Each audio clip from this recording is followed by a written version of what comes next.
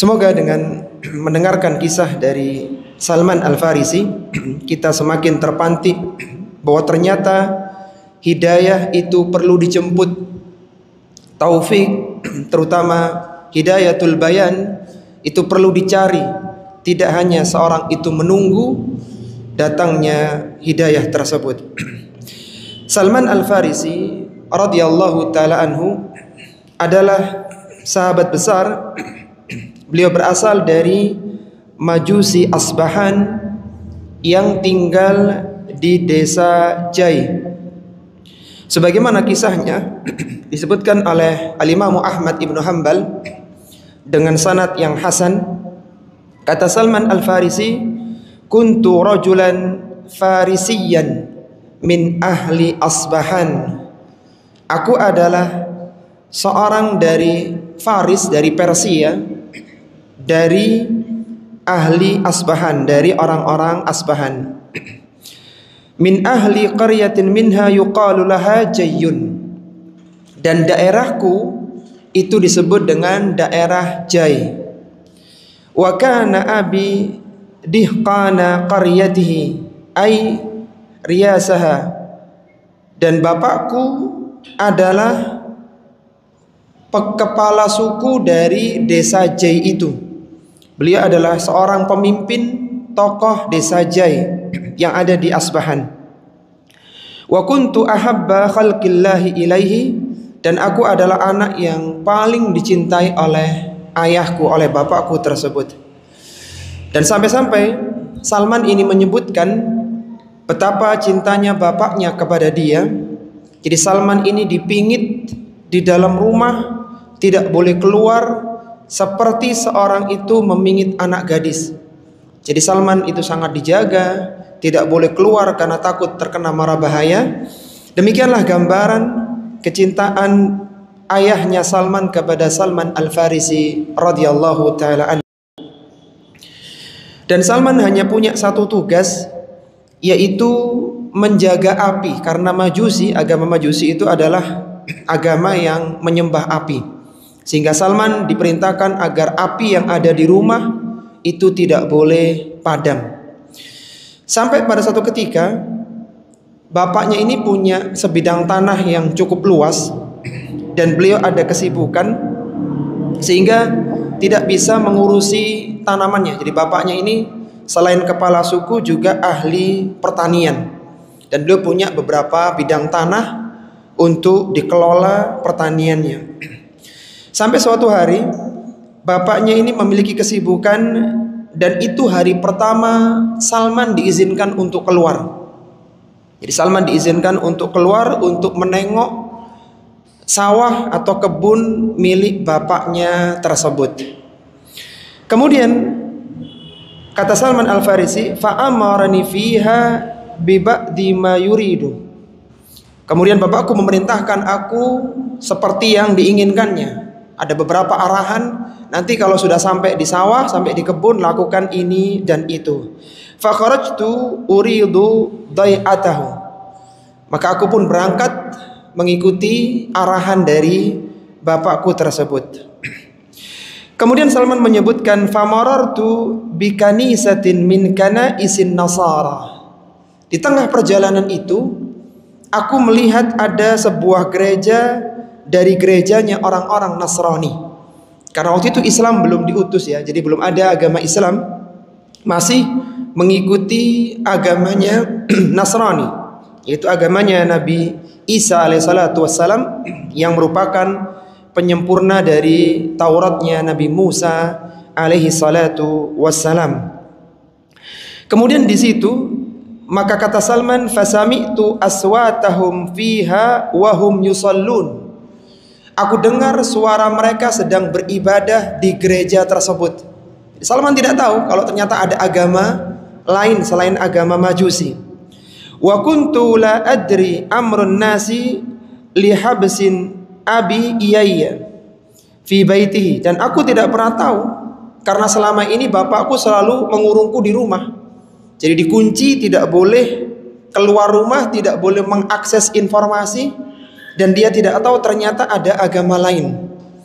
Falamma marartu bihim fasami'tu aswatahum dakhaltu alaihi anduru ma yasna'u. Maka aku pun melihat, penasaran ya, mereka ngapain di gereja tersebut. Maka didengarkan suara ibadah mereka.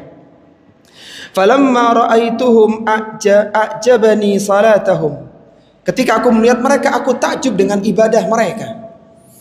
Dan wa raghibtu fi amrihim, dan aku ingin seperti mereka. Jadi fitrahnya Salman ini, kalau kita lihat dari awal memang sudah ada kecintaan dengan agama. Dia cocok dengan kecenderungan dengan agama. Maka ketika melihat orang-orang Nasrani dengan ibadah mereka, maka Salman pun tertarik, ibadah ini lebih bagus.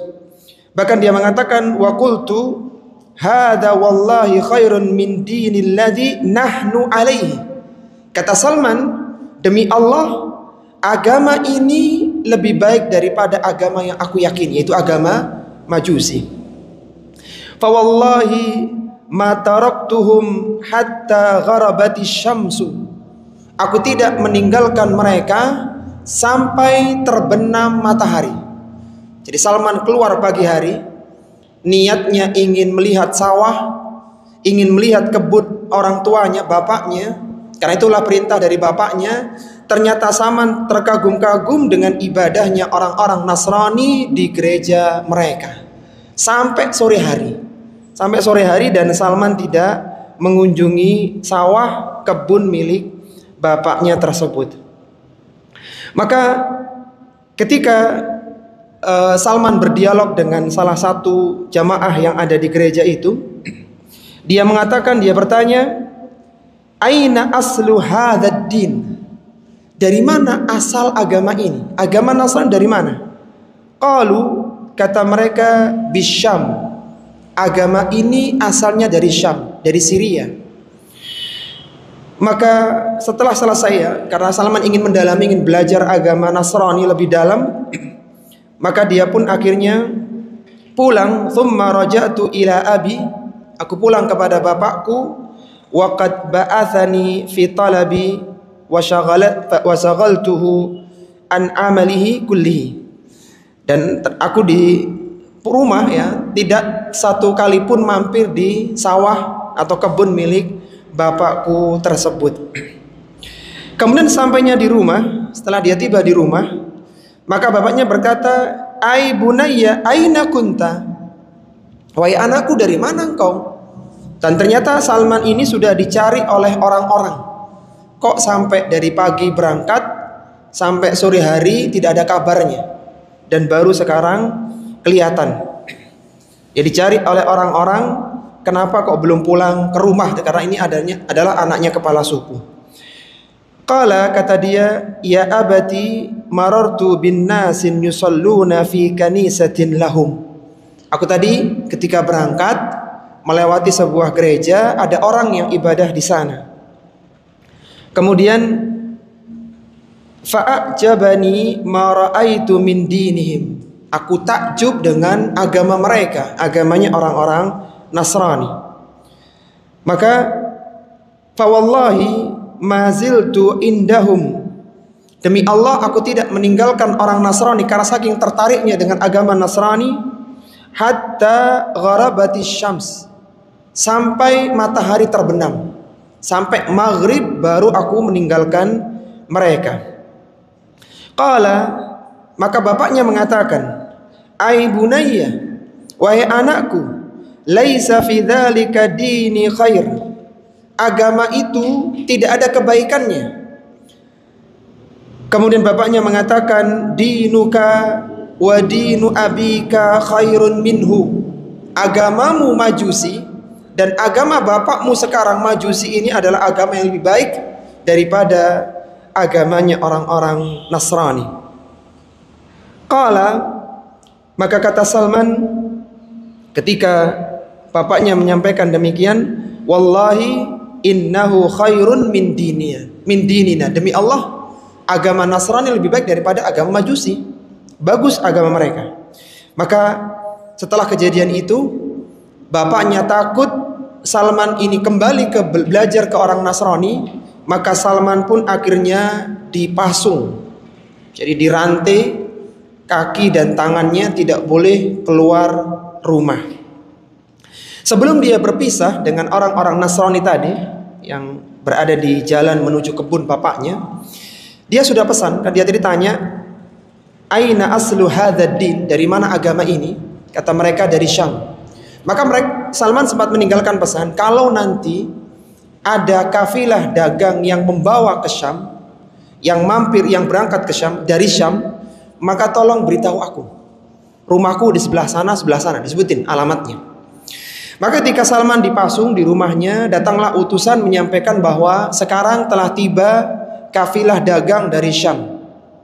Mereka sedang berada di daerah sini, di daerah Asbahan, dan beberapa lagi mereka akan kembali ke Syam. Kita tahu orang-orang Syam, orang Yaman itu pedagang. Jadi mereka sering keluar kota untuk membeli kulak barang, kemudian dijual dan sebagainya. Jadi mereka profesinya rata-rata pedagang. Dan salah satu yang dikunjungi adalah tempatnya Salman Al-Farisi radhiyallahu taala anhu. Kemudian setelah tiba hari mereka harus balik ke Syam, maka Salman pun membuka rantainya. Dia pun membuka rantai yang memasung dirinya. Kemudian dia keluar dari rumahnya mengikuti orang-orang dari Syam, orang-orang yang berasal dari Syam tadi. Dan akhirnya berangkatlah Salman Al-Farisi meninggalkan bapaknya tanpa izin, ya, keluar dari rumah hanya ingin mencari asal agama Nasrani yang dikatakan dari Syam itu. Kemudian Salman pun dibawa sampai ke negeri Syam, dan dia mengatakan hatta qadimtu Syam, sampai akhirnya aku pun tiba di negeri Syam. Karena Salman Al-Farisi niatnya bukan untuk dagang, bukan untuk rekreasi, tapi dia ingin mencari agama. Dia keluar tinggalkan bapaknya hanya untuk belajar agama Nasrani yang dianggap di atas kebenaran. Maka sampainya di sana dia mengatakan, qultu man afdalu ahli hadzal din. Dia tanya kepada masyarakat Syam, di negeri Syam ini siapa orang yang lebih afdol dalam agama di sini? Yang dicari ulama di sini. Dia tidak mencari tokoh masyarakat, dia tidak mencari pemimpin, dia mencari siapa yang paling ahli agama di sini. Karena itu tujuan dia. Dia jauh-jauh keluar dari Asbahan ke Syam ingin belajar agama Nasrani. Karena dianggap Nasrani adalah agama yang benar. Ibadahnya lebih bagus daripada orang-orang Majusi. Qalu, maka masyarakat waktu itu mengatakan, orang Syam mengatakan, al-uskufu fil kanisah. Yang paling bagus agamanya ya uskup yang ada di gereja. Dia yang paling paham agama Nasrani, dia yang paling mengerti, dia yang paling alim dari kita semuanya. Qala fajituhu, maka aku pun mendatangi uskup tersebut.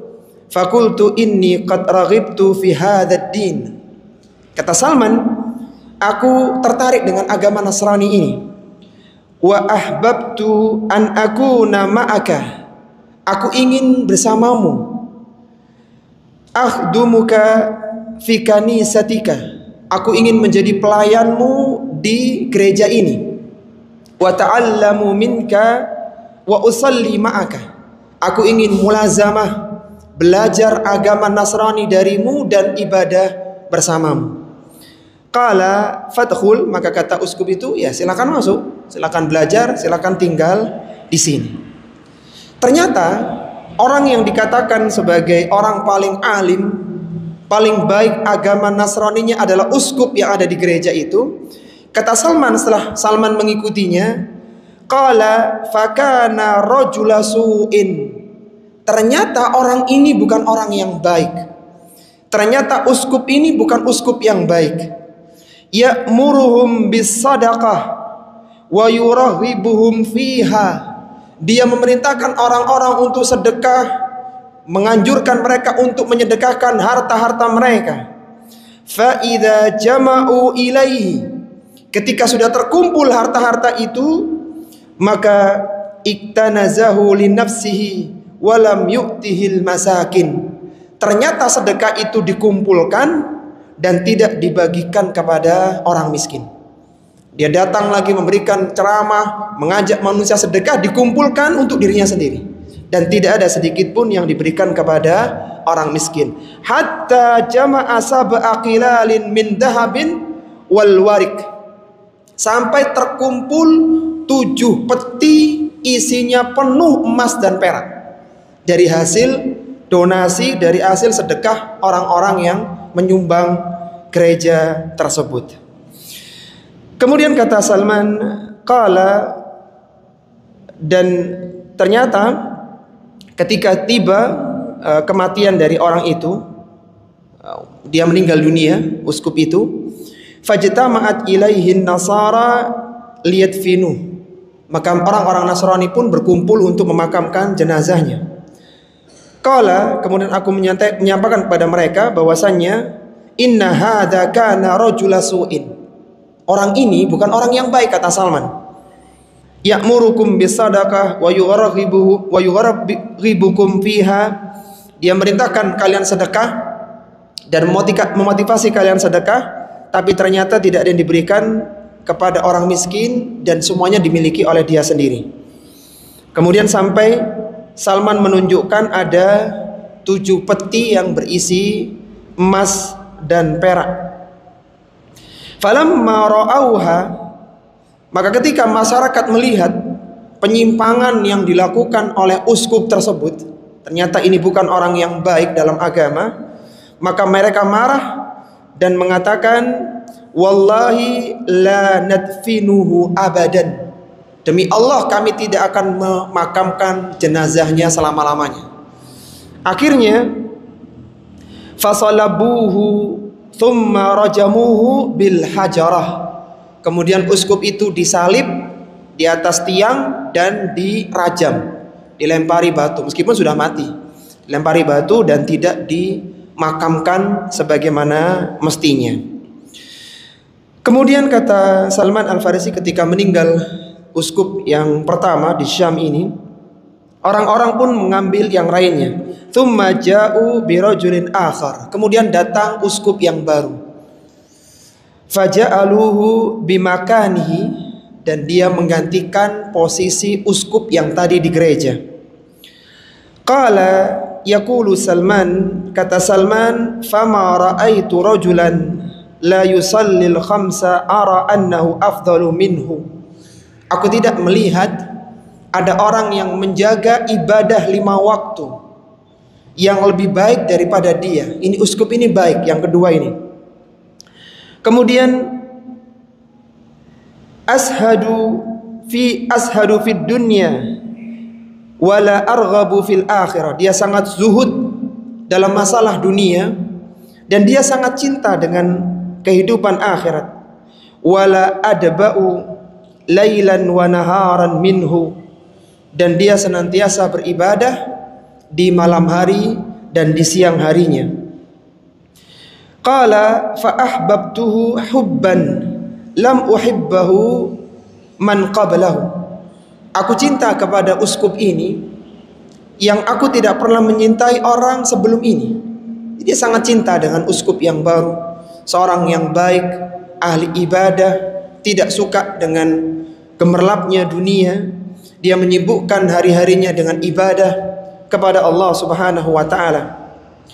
Kemudian kata Salman, ketika datang waktu kematiannya, thumma hadarathul wafatun, ketika tiba waktu kematiannya, artinya dia sedang sakaratul maut, akan meninggal dunia, maka dia mengatakan, ya fulan inni kuntu ma'aka. Wahai fulan, aku telah lama bersamamu. Wa ahbabtuka hubban la uhibbahu man qablaka. Aku sangat mencintaimu. Tidak ada orang yang lebih aku cintai sebelumnya daripada engkau, karena dia adalah orang yang baik dalam agamanya.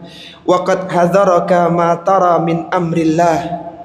Dan sekarang sudah engkau lihat, sebentar lagi akan tiba ketentuan Allah untukmu, yaitu kematian. Fa ila man tusibi maka kepada siapa engkau mewasiatkanku? Jadi Salman minta rekomendasi kepada siapa dia harus belajar agama Nasrani.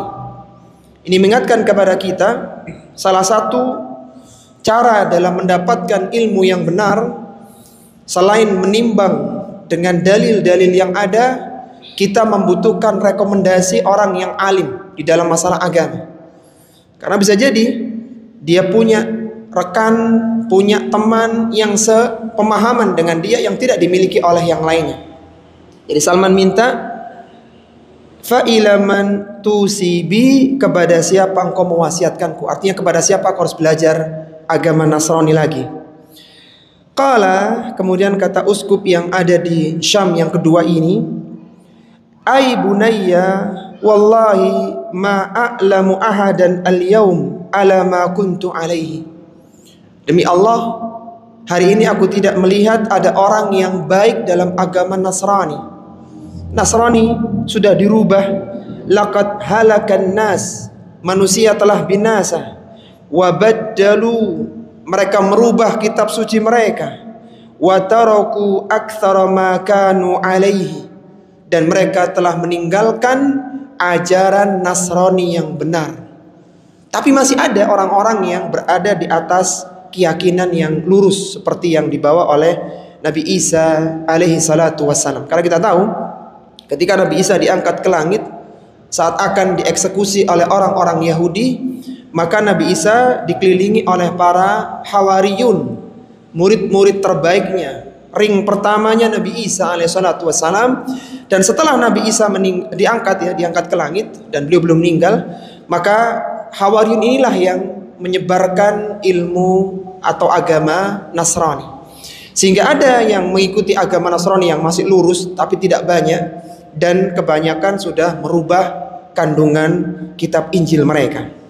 Kemudian kata uskup tadi, illa rajulan bil Mausil wa huwa fulanun, kecuali ada satu rekanku, dia berada di Mausil. Mausil itu sebuah daerah di daerah Irak. Jadi dari Syam kemudian berangkat ke Irak. Salman berangkat ke sana, ke Mausil, ke Irak. Fahuwa ala ma kuntu alaihi, dan dia berada seperti yang aku sekarang berada di atasnya. Artinya berada di atas agama Nasrani yang murni. Kemudian kata Salman, setelah meninggal orang ini, itu uskup tadi, dia pun berangkat ke Mausil sebagaimana yang diperintahkan oleh temannya atau oleh uskupnya tadi. Falamma mata wa ghayyaba lahiktu bi sahibil Mausil, kemudian aku pun berangkat ke temannya yang berada di Mausil. Fakultu lahu, aku katakan kepadanya, ya fulan inna fulanan usani inda mautihi an alhaqa bika, sesungguhnya aku punya uskup di Syam, ketika dia meninggal dia mewasiatkanku untuk belajar, aku belajar kepadamu. Kemudian dia bersama dengan uskup yang ada di Syam, di Mausil itu, beberapa waktu lamanya, sampai akhirnya uskup itu pun meninggal dunia. Nah, ketika dia akan meninggal, maka Salman kembali mengatakan, inna fulanan usabi ilaika, sesungguhnya dulu fulan di Syam memerintahkanku untuk belajar kepadamu. Waqad hadaraka min amrillah, dan kau telah sebentar lagi akan datang ketentuan Allah untukmu, artinya akan meninggal dunia. Fa ila man tusibi, kepada siapa engkau wasiatkan aku belajar agama Nasrani ini? Kemudian kata uskup yang ada di Mausil, ai bunayya wallahi ma a'lamu rajulan ala mithli ma kunna alaihi, demi Allah, aku tidak tahu ada seorang yang hari ini masih berpegang di atas agama Nasrani yang lurus. Semua orang sudah merubah agama mereka. Mereka meninggalkan agama Nasrani mereka. Illa binasibin, kecuali ada satu orang di Nasibin. Nasibin salah satu kota di Aljazair. Wa huwa fulanun falhaq bihi, maka pergilah engkau menemui dia. Akhirnya pindah dari Irak berangkat ke Aljazair untuk mencari tempat yang diarahkan oleh uskup yang kedua, itu di Nasibin. Kemudian yang ke uskup yang ketiga berarti ya. Jadi dari Syam, yang pertama kurang baik, yang kedua sangat baik, diperintahkan pindah ke, habis dari Syam ke mana tadi? Ke Irak ya, ke Irak, ke Mosul ya, ke Mosul, kemudian meninggal itu yang ketiga. Sekarang pindah ke Nasibin, ke Aljazair. Dan ini juga orang yang baik ya. Jadi beliau orang yang menjaga agama Nasraninya, dan kemudian setelah datang waktu kematiannya, Salman kembali mengatakan, fa inni mantusibi wa ma ta'muruni, engkau akan meninggal dunia, maka berikanlah wasiat kepada siapa aku belajar ilmu Nasrani ini.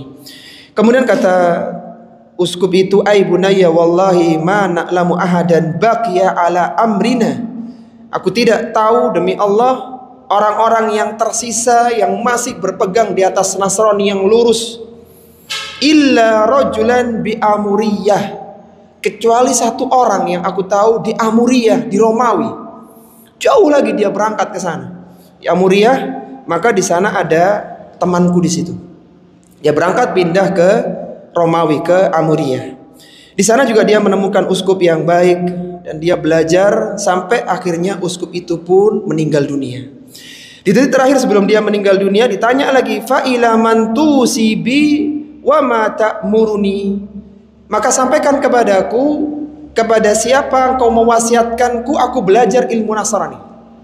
Jadi selalu minta rekomendasi kepada siapa belajar agama di kota itu, di tempat ini. Jadi menjadi satu pelajaran untuk kita, pentingnya rekomendasi dari ulama, dari orang-orang yang alim agar tidak salah dalam mencari guru. Karena ilmu agama ini adalah bagian, karena ilmu ini bagian dari agama, maka hendaknya seorang berhati-hati di dalam mencari gurunya. Sebagaimana perkataan yang masyhur dari Muhammad bin Sirin, inna hadzal dina ilmun fanzuru amman ta'khuduna dinakum, sesungguhnya ilmu ini adalah bagian dari agama, fanzuru amman ta'khuduna dinakum, maka lihatlah kepada siapa kalian belajar ilmu agama. Setelah itu Salman berangkat ke Amuriyah dan sampai wafatnya uskup yang ada di sana. Kemudian Salman kembali minta wasiat kepada siapa dia harus belajar agama. Kata uskup itu yang ada di Amuriyah, ini yang terakhir, wallahi ma a'lamuhu asbaha ala ma kunna alaihi ahadun minan nas, aku tidak tahu ada orang yang masih berada di atas agama Nasrani yang benar. Aku tidak kenal lagi, karena sudah banyak generasi.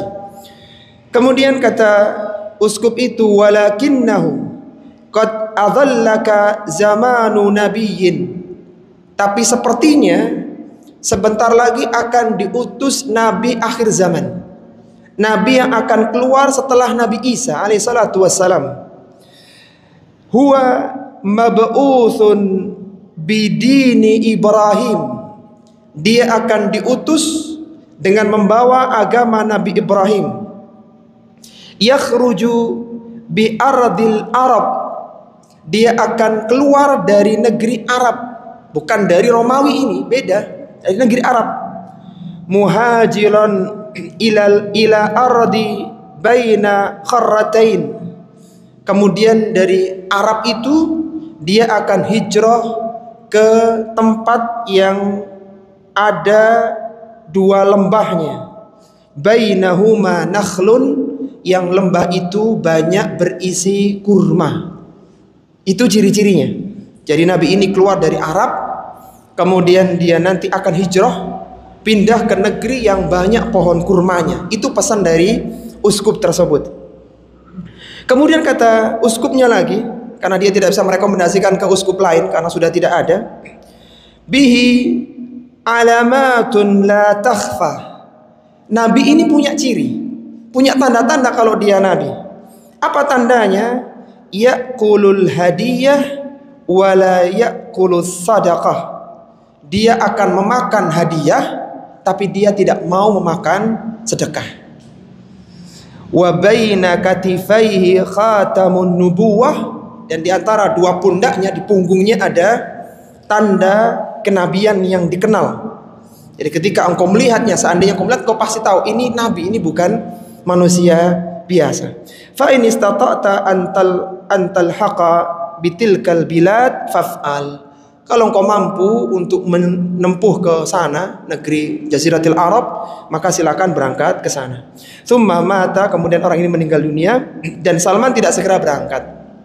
Salman juga tidak tahu negeri Arab itu di mana, pohon kurma seperti apa, karena jauh daerahnya. Sampai Salman pun akhirnya mengisi waktu luangnya dengan berternak. Dia tidak punya tanah, dia pun akhirnya berternak sampai dia punya sapi dan domba yang cukup banyak. Jadi sambil ngisi waktu luang, dia berada di gereja itu sambil dia berternak sapi dan domba. Kemudian suatu ketika di Romawi, thumma marra bi nafarun min kalbin tujjaran. Suatu ketika ada kafilah dagang dari suku Kalab yang ada di Mekah, dan mereka dagangan ke situ. Mereka dagang mampir ke Romawi. Kemudian ditanya, dari mana kalian ini? Kata mereka, kami dari suku Kalab yang ada di Mekah, yang ada di Jaziratul Arab. Kemudian Salman ingat pesannya dari uskup tadi, bahwa salah satu cirinya akan keluar dari negeri Arab. Maka dia minta kepada kafilah dagang itu untuk mengangkutnya nunut kembali ke Arab. Awalnya mereka menolak karena mereka juga punya barang dagangan banyak, nggak ada tempat. Akhirnya Salman sampai membujuk mereka supaya mau diangkut, ya, dibawa sampai ke negerinya, karena nggak tahu jalan Salman. Dan Salman selama ini ternak bukan ingin jadi pedagang, bukan ingin jadi orang kaya, bukan, ya hanya ngisi waktu saja. Sampai banyak ghanamnya, sapi-sapi dan domba-dombanya. Kemudian dia mengatakan kepada orang-orang dari Bani Kalab tadi, kata beliau, aku akan memberikan sapi-sapiku dan domba-dombaku kepada kalian. Yang penting kalian membawaku ke negeri Arab. Karena dia tahu ketika ditinggal yang nggak ada yang ngurus lagi sapi-sapi dan domba itu. Sudah, ini semua untuk kalian sebagai ongkos biaya membawa ke sana untuk kalian semuanya. Karena mereka pedagang, kesempatan, ada fulus, ada uang, maka akhirnya oke lah, dibawa ke Mekah, dibawa ke negeri Arab. Ternyata ketika tiba di Wadil Qura, di daerah Mekah, hatta idza qadimu bi Wadil Qura, ketika kafilah itu berada di Wadil Qura, mereka singgah di situ. Mereka singgah di situ. Dhalamuni fabauni min rajulin min Yahudi abdan. Ternyata aku dijual, kata Salman, sebagai budak, dijual kepada seorang Yahudi. Dijual kepada seorang Yahudi. Jadi sapi dombanya dibawa sama orang suku Kalab, kemudian nyampe di Wadil Qura, dia dijual sebagai hamba sahaya, dijual ke orang Yahudi. Ya, mereka dapat keuntungan lagi, keuntungan dari sapi dan kambing dan domba, dapat keuntungan jual Salman, ya. Jadi mereka mendolimi Salman, tapi Salman untung karena dia bisa berangkat ke negeri Arab. Kalau enggak dia nggak bisa ketemu. Kemudian kata dia, ketika sampai di Wadil Qura itu, wara'aitun nakhla, aku mulai melihat, oh ini loh pohon kurma. Mulai melihat pohon-pohon kurma. Ingat pesan dari uskup tadi, bahwa Nabi itu akan hijrah dari negeri Arab ke lembah yang banyak pohon kurmanya. Dan ini nggak ada di Romawi, pohon ini nggak ada di Romawi. Ini khas dari negeri Arab. Warajautu an takunal balad alladhi wasafa li sahibi. Dan aku berharap ini negeri yang diceritakan oleh uskupku dulu itu, yang menceritakan bahwa Nabi itu akan hijrah ke sini. Kemudian setelah itu Salman bekerja sebagai hamba sahaya di tempat orang Yahudi tadi, sampai akhirnya suatu ketika datang ibnu ammi, anak pamannya orang Yahudi ini, keponakannya berarti.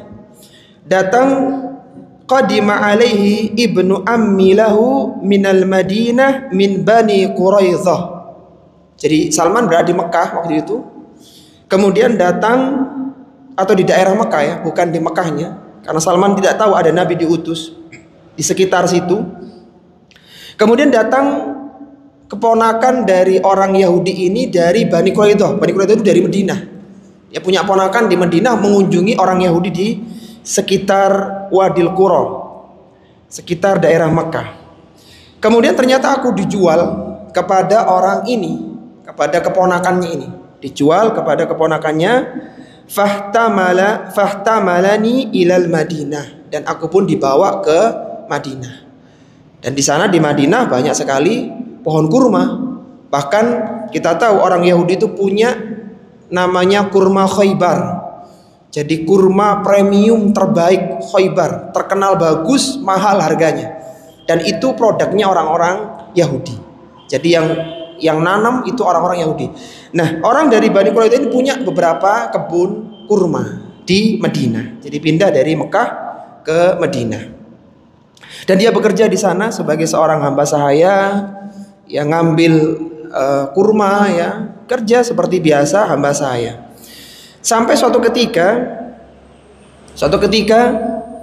datang saudaranya orang ini, saudaranya orang dari Madinah ini, dan Salman sedang berada di atas pohon kurma. Jadi dia bekerja mengambil pohon kurma, datang saudaranya.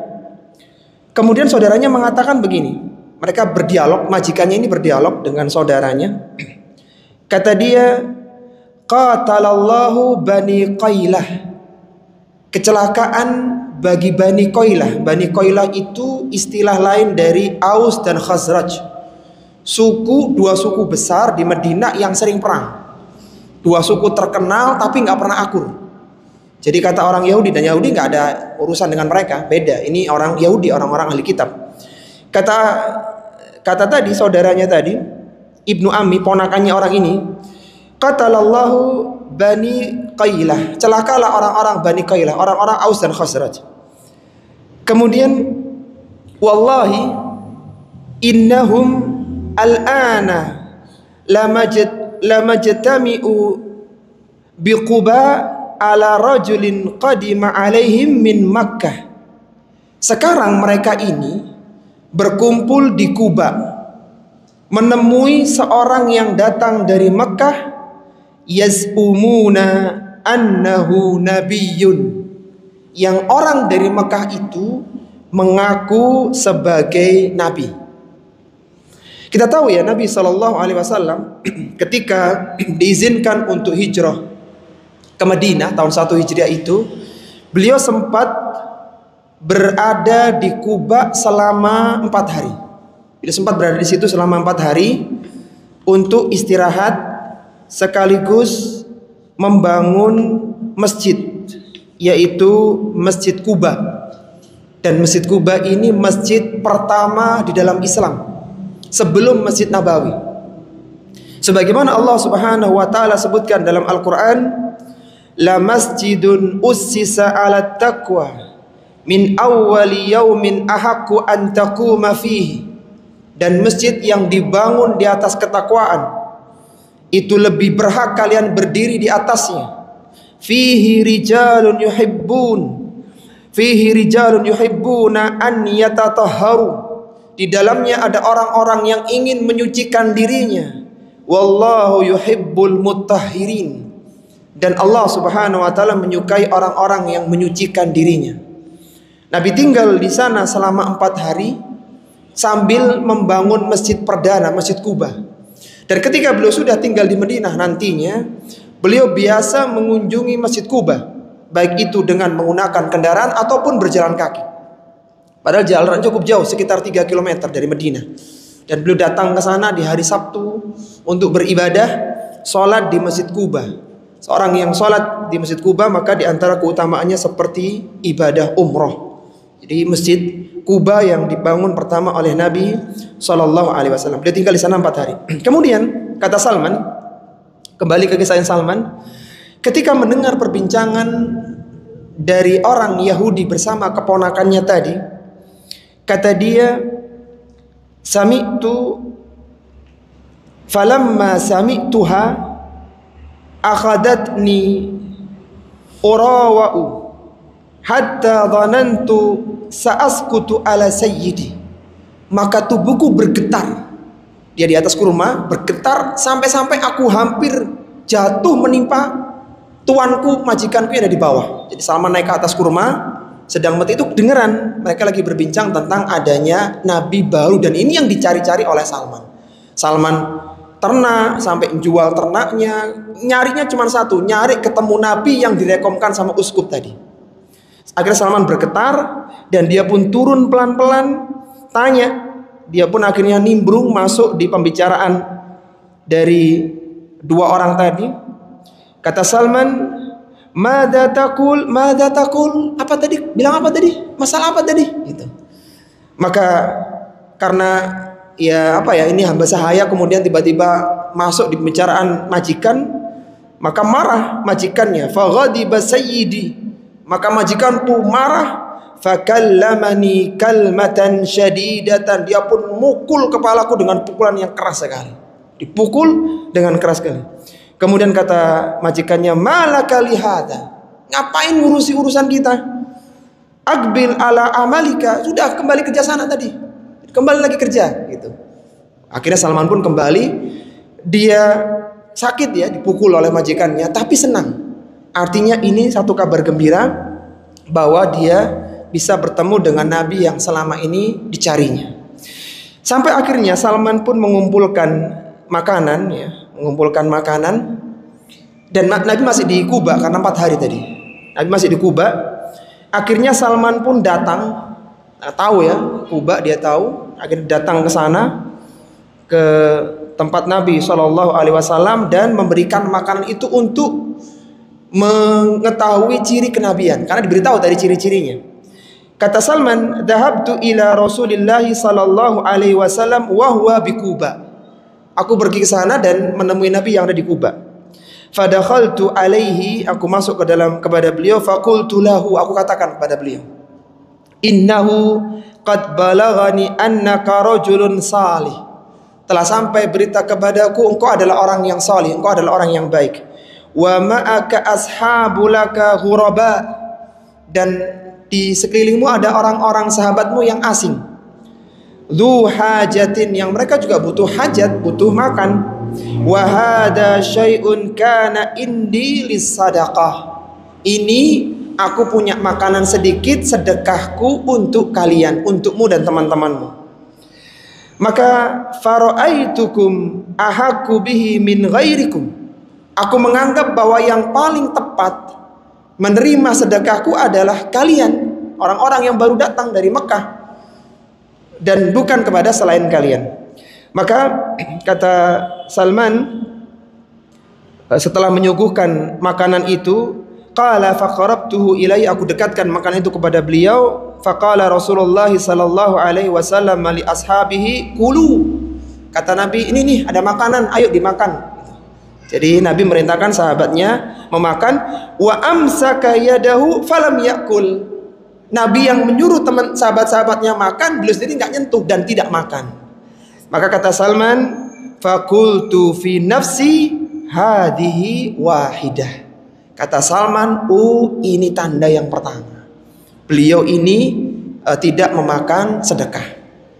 Karena kita tahu ya, Nabi SAW itu dan keluarganya tidak diperbolehkan untuk memakan sedekah, karena sedekah itu adalah kotoran yang dikeluarkan dari manusia, dan Nabi tidak boleh makan itu. Sampai-sampai disebutkan dalam riwayat dari Abu Hurairah, ketika Al Hasan masih kecil saat itu, akhadal Hasanu bin Ali tamratan min tamris sadaqah. Hasan bin Ali yang masih kecil, masih merangkak, masih jalan ya, tertatih-tatih, ada kurma sedekah, kemudian akan dimakan. Faja'alaha fi fihi, akan dimasukkan ke mulutnya. Faqala Rasulullah sallallahu alaihi wasallam, kata Nabi, lulu keluarkan. Amma alimta anna la na'kulu sadaqah, apakah kau nggak tahu kita ini nggak boleh makan sedekah? Nabi nggak boleh makan sedekah, keluarganya pun nggak boleh mendapatkan harta sedekah. Jadi ini sebagai penguatan bahwa ciri Nabi yang akan muncul di akhir zaman tidak makan sedekah. Kemudian kata Salman setelah memberikan sedekah kepada Nabi SAW dan beliau tidak memakannya, summa insaraftu anhu, kemudian aku pergi pulang meninggalkan beliau, wa jama'tu syai'an, dan aku pun kembali mengumpulkan sesuatu, mengumpulkan makanan yang bisa aku berikan kepada Rasulullah sallallahu alaihi wasallam saat itu. Wa tahawwala Rasulullah sallallahu alaihi wasallam ilal Madinah, dan ternyata Nabi sudah melanjutkan perjalanan ke Madinah. Beliau sudah tidak di Kuba lagi, karena beliau hanya sebentar 4 hari kemudian lanjut ke Madinah. Beliau mulai membangun Masjid Nabawi, mulai mengembangkan dakwah di sana. Sampai thumma ji'tu bihi, suatu hari aku pun menemui beliau di Madinah. Fakultu, kemudian aku kembali mengatakan kepada beliau, inni ra'aituka la ta'kulus sadaqah, aku kemarin melihat engkau tidak memakan sedekah. Wa hadhihi hadiyah, dan ini aku sekarang membawa hadiah, sama makanan, cuman beda status. Kalau yang kemarin niatnya sedekah, kalau sekarang ini hadiah. Biasanya meskipun tidak selalu, sedekah itu untuk orang miskin, adapun hadiah bisa untuk orang miskin, bisa untuk orang kaya.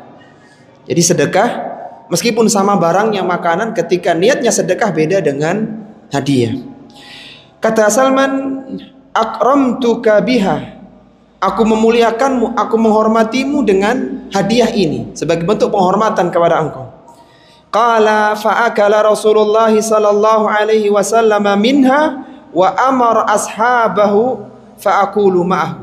Maka Nabi pun memakannya dan memerintahkan kepada para sahabat untuk makan bersamanya.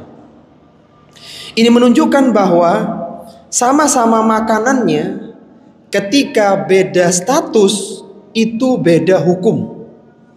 Ketika statusnya itu dari jalur sedekah, maka berbeda dengan dari jalur hadiah, meskipun sama statusnya. Bahkan bisa jadi Salman ini makan jenis makanannya pun sama, ya, karena ya di sana mungkin kurma dan semisal, bukan makanan yang lain begitu. Taib. Kemudian qala fakultu fi nafsi hatani ithnatani, inilah tanda yang kedua, yaitu beliau memakan hadiah. Kemudian thumma ji'tu Rasulullah sallallahu alaihi wasallam wa huwa bi baqi'il gharqat. Kemudian yang ketiga kalinya Salman menemui beliau saat itu berada di pekuburan Baqi. Pekuburan Baqi itu dekatnya Masjid Nabawi. Jadi situ beliau sedang memakamkan satu jenazah sahabatnya. Waqad tabi'a janazatan min ashabihi, dan beliau sedang memakamkan salah satu jenazah sahabatnya di Baqi. Kita tahu pekuburan Baqi adalah satu-satunya kuburan yang didoakan ampunan para penghuninya oleh Rasulullah sallallahu alaihi wasallam. Beliau pernah mendoakan di malam hari, Allahumma ighfir li ahlil baqi'il gharqat, ya Allah berikanlah ampunan semua orang yang dimakamkan di pekuburan Baqi al-Gharqat ini. Jadi sahabatnya dimakamkan di sana. Wa huwa jalisun fi ashabihi, dan beliau duduk di antara sahabat-sahabat yang lainnya. Fasalamtu alaihi, aku pun mengucapkan salam kepada beliau. Kemudian thummastadartu andura ila dhahri, maka aku pun mulai mencari tanda yang ketiga, yaitu tanda kenabian yang berada di kedua pundak beliau, di punggungnya. anduru ila dhahrihi, aku pun melihat ke punggung beliau sallallahu alaihi wasallam. Hal aral khatamal ladzi wasafa li sahibi, apakah ada tanda yang disifatkan oleh temanku atau uskup yang ada di gereja yang di Amuriyah dulu. Falamma arani Rasulullah sallallahu alaihi wasallam istadartuhu, ketika Nabi tahu aku sedang mencari tanda kenabian dari beliau, arafa anni astathbitu fi syai'in wusifali, maka beliau tahu kayaknya Salman ini ingin melihat bukti kenabian. Kemudian qala fa'alqa ridaahu an dhahri, beliau menggunakan rida, menggunakan selendang, kemudian ditanggalkan selendang itu, dibuka selendangnya. Fanadhartu ilal khatami, maka aku pun melihat khatam, tanda kenabian yang ada di kedua belikat, di kedua pundak beliau, di punggungnya. Fa'araftuhu, maka aku pun mengenali ini adalah Nabi yang aku cari-cari selama ini. Fankababtu alaihi wa uqabbiluhu wa abki, maka aku pun memeluk Nabi sallallahu alaihi wasallam dan aku pun menangis karena saking gembiranya. Jadi selama ini Salman berternak sapi, kambing, ingin bertemu dengan Nabi. Salman selama ini dijual sebagai budak hamba saya di Mekah, dijual ke Madinah, bekerja sebagai hamba saya, ingin ketemu dengan Nabi. Dan sekarang Nabi yang dicarinya sudah di hadapannya. Maka fankababtu alaihi wa uqabbiluhu wa abki, aku memeluk beliau dengan kuat, aku menciumnya dan aku pun menangis karena saking gembiranya. Inilah yang selama ini dicari. Salman tidak ingin menjadi saudagar, tidak ingin menjadi seorang jutawan, ingin belajar agama setelah direkomendasikan oleh uskup yang ada di Amuriyah. Faqala li Rasulullah sallallahu alaihi wasallam, maka Rasulullah sallallahu alaihi wasallam menyebutkan bahwa Salman, ya waktu itu karena Salman ini masih menjadi hamba sahaya, maka Nabi sallallahu alaihi wasallam merintahkan agar hendaknya engkau merdekakan dirimu wahai Salman. Engkau merdeka sehingga engkau bisa bersamaku, bisa belajar denganku. Dan Salman masih menjadi hamba sahaya di Madinah, di Bani Quraidah tadi. Dan nanti Bani Quraidah punya permasalahan ya dengan Nabi SAW di perang Bani Quraidah di tahun 5 Hijriah.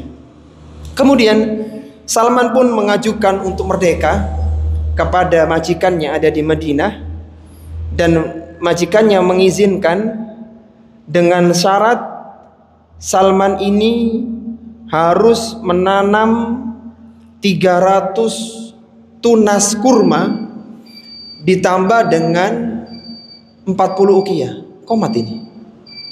Lanjut terus ya. Masih kurang dikit ceritanya. Jadi Salman ini boleh merdeka kalau dia bisa mengumpulkan 300 kurma dan 40 uqiyah. 40 uqiyah bi arba'ina uqiyatan. Jadi tebusannya segitu dan mahal sekali. Mahal, hamba saya mahal banget. Kemudian akhirnya Nabi pun mengatakan kepada para sahabatnya, karena Salman jarang-jarang ketemu dengan beliau ya. Maka Nabi mengatakan, "Ainu akhakum." Tolong bantu teman kalian ini. Dia ingin merekakan diri dari perbudakan. Fa'anuni bin nakhli rajulun bi 30 wadiyatan. Maka mereka pun mulai mengumpulkan tunas-tunas kurma. Ada yang nyumbang kurma 30. Ada juga warajulun bi isrin, ada yang nyumbang 20 tunas, 20 benih kurma.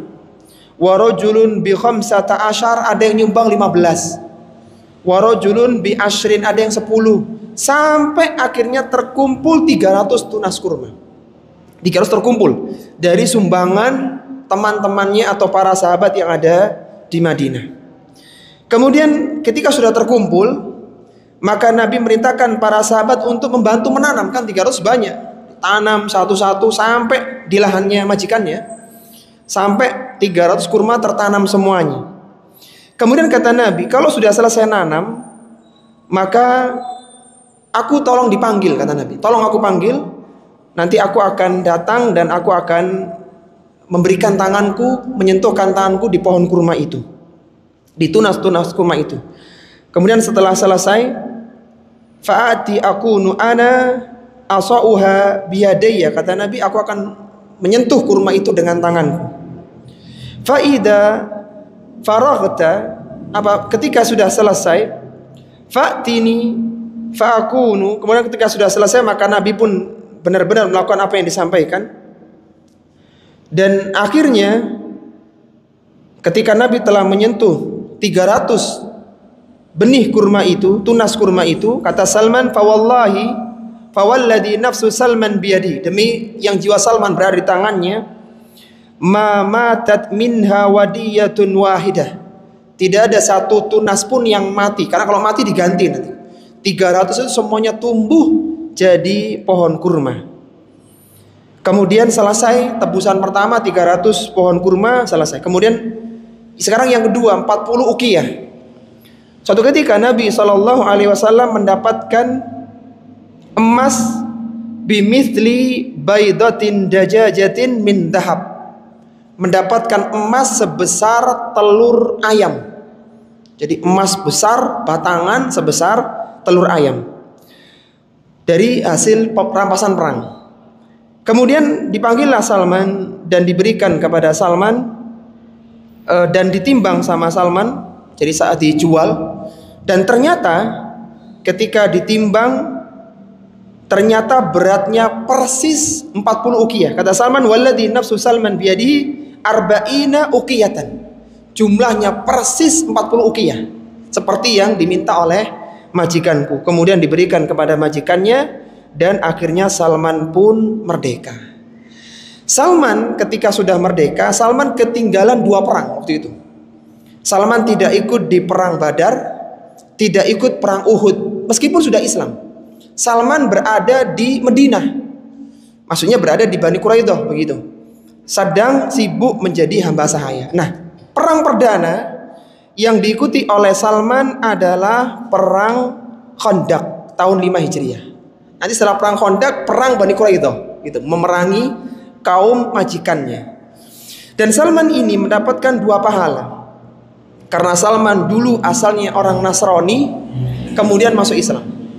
Dan Salman ini mendapatkan 2 pahala pula karena dulu dia telah menunaikan hak kepada majikannya setelah dia menunaikan hak Allah Subhanahu wa taala. Jadi pahalanya berlipat-lipat. Sebagaimana sabda Nabi sallallahu alaihi wasallam, "Tsalathatun yu'tauna ajrahum marratain." Ada 3 golongan yang mereka mendapatkan pahala ganda, 2 pahala. Rajulun min ahlil kitabi amana bi nabiyhi wa adraka an-nabiyya sallallahu alaihi wasallam fa amana bihi. Yang pertama adalah orang ahlul kitab. Dia beriman kepada Nabi Isa alaihissalatu wassalam, kemudian ketemu dengan Nabi, dia beriman kepada Nabi. Maka dia pun mendapatkan 2 pahala, falahu ajrani, maka dia mendapatkan 2 pahala. Ini yang pertama, orang pertama. Dan Salman masuk di situ. Dia dulu Majusi, pindah ke Nasrani, pindah ke dalam agama Islam.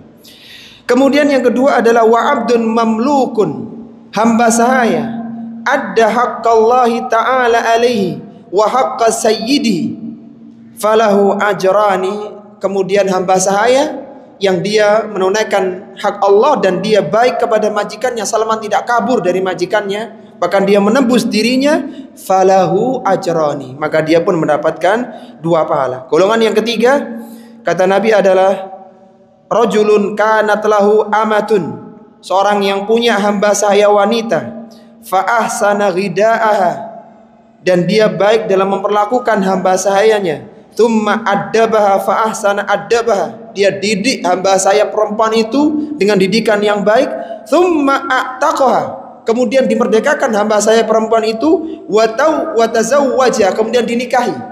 Jadi dikasih makan baik, dididik yang baik, dimerdekakan, kemudian dinikahi. Falahu ajrani, ini pun mendapatkan 2 pahala. Jadi Salman mendapatkan 2 pahala dari 2 jalur, karena sebelumnya ahli kitab, kemudian memeluk agama Islam, dan Salman menjadi budak yang baik, kemudian dia merdeka dengan tetap melakukan kesepakatan dengan majikannya. Taib, Salman ini setelah merdeka maka terus belajar kepada Nabi SAW sampai suatu ketika Salman ini belajar tafsir Al-Quran dan sampai di ayat surat Al-Jumu'ah. Kata Abu Hurairah radhiyallahu taala anhu, kunna julusan indan Nabi sallallahu alaihi wasallam. Kami duduk di majelis Nabi sallallahu alaihi wasallam, fa anzalat alaihi suratul Jumu'ah. Kemudian saat itu turunlah surat Al-Jumu'ah. Surat Al-Jumu'ah turun di Madinah. Sampai pada ayat wa akharina minhum lamma yalhaqu bihim.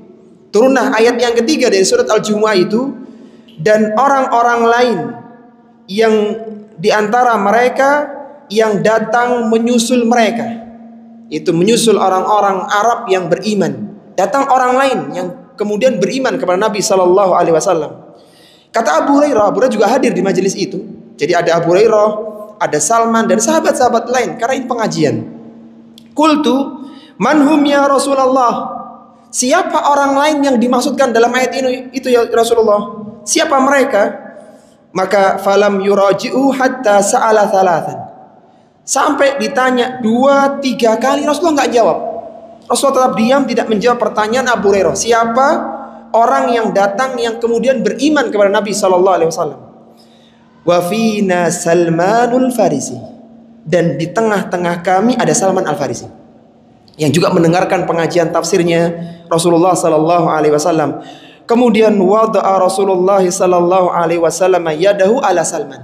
Maka Nabi meletakkan tangannya kepada Salman. Tsumma qala, kemudian beliau mengatakan, menafsirkan ayat wa akharina minhum lamma yalhaqu bihim. Akan datang orang-orang setelah para sahabat yang mereka ini akan menyusul keimanan para sahabat. Siapa mereka? Kata Nabi, lau kanal imanu inda Thuraya.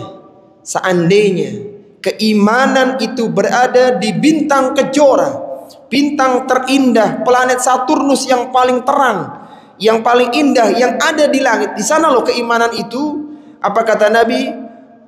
Lanaluhu rijalun aw rajulun min haula'i. Niscaya keimanan itu, hidayah itu, ilmu itu akan didatangi oleh laki-laki ini, Salman atau orang-orang yang datang dari Persia.